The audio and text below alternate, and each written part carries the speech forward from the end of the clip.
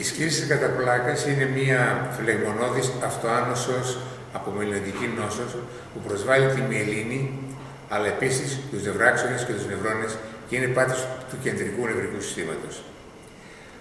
Από τότε που πρωτοπαρουσιάστηκε στην κλινική πράξη το 19ο αιώνα μέχρι σήμερα, δεν είχαμε δυνατότητα θεραπευτική που έχουμε εδώ και 20 χρόνια.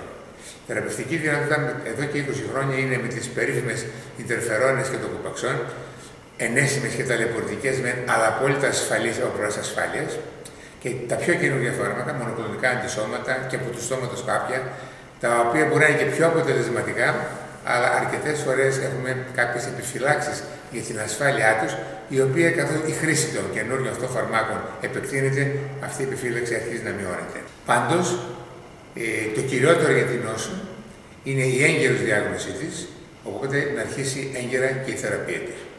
Η έγκαιρος διάγνωση θα στηριχθεί στα κλινικά συμπτώματα και την κλινική εξέταση του ασθενούς από τον νευρολόγο και στα ευρήματα των μαγνητικών τομογραφιών που μας έχουν αλλάξει τη γνώση μας για την νόσο και τη πιο γρήγορη αντιμετώπιση της, γιατί βάζει πιο γρήγορα τη διάγνωση. Είναι νόσος της νεαρής ηλικίας, 20 με 30 και 30 με 40 είναι η συχνότερη εμφάνισή της. Μετά τα 40 είναι λίγο σπανιότερη, αλλά μπορεί να εμφανιστεί σε οποιαδήποτε ηλικία. Και στην παιδική ηλικία και μετά τα 50 χρόνια. Διακρίνουμε ουσιαστικά δύο μορφές. Τη μορφή με τις υποτροπές, τις ώσεις που λέμε, κάνει ένα σύμπτωμα ο ασθενής και μετά από κάποιους μήνες, ένα χρόνο, 2 χρόνια κάνει ένα καινούργιο σύμπτωμα διαφορετικό από το προηγούμενο και τότε μπαίνει η διάγνωση η οποία επιβεβαιώνεται και με τη μαγνητική τομογραφία. Και στη μορφή με την προοδευτική επιδείνωση ευθύς επ' αρχής που αφορά μόνο το 10 με 15% των ασθενών, αλλά είναι βαρύτερης πρόγνωσης, ενώ η μορφή με τις υποτροπές αφορά το 85 με 90% των ασθενών.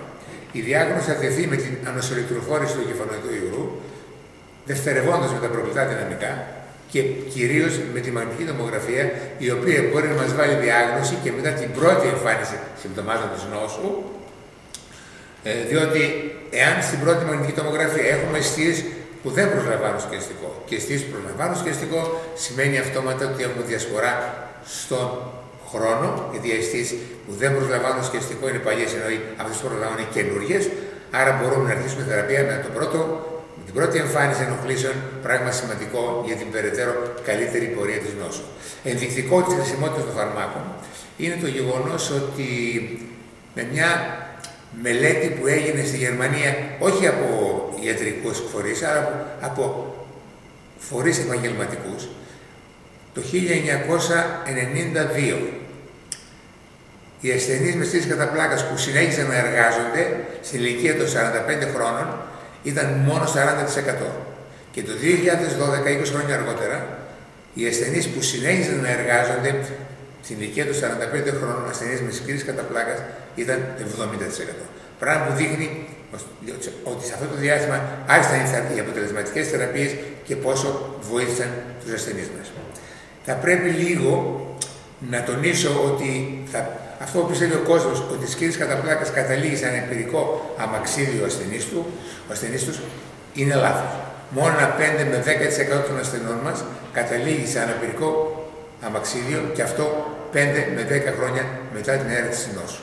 Και ένα ποσοστό αντίθετα 10 με 15% έχει τη λεγόμενη καλοήθη πορεία της νόσου, η οποία σημαίνει ότι ο ασθενής 12 χρόνια μετά την έναρξη της νόσου δεν έχει κανένα σύμπτωμα και κανένα υπόλοιπα.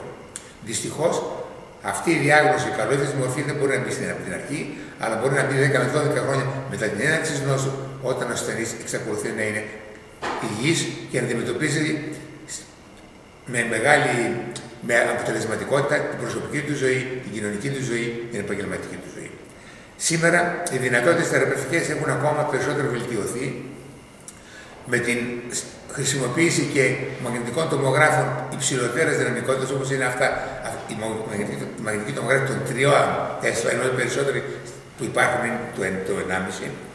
Και η θεραπευτική αντιμετώπιση με αυτόν τον τρόπο, εάν με τα 3 Τέσλα βρούμε κάτι που δεν θα φανεί με τις χαμηλότερες δυναμικότητες μαγνητικούς τομογράφους, σημαίνει ότι μπορεί η θεραπεία να αρχίσει ακόμα πιο έγκαιρα. Είμαστε αισιόδοξοι ότι χώρια από τα 10-11 φάρμακα που έχουμε τώρα στα χέρια μας, Μελλοντικά όλο ένα και περισσότερα φάρμακα θα υπάρχουν. Αυτή τη στιγμή δοκιμάζονται 121 ουσίες για την νόσο και από αυτές κάποιες θα καταλήξουν βέβαια στην κλινική πράξη και θα βοηθήσουν ακόμα περισσότερο τους ασθενείς μας. Είμαστε εδώ για οποιοδήποτε εκφορά γνώμης πάνω στο πρόβλημά σας.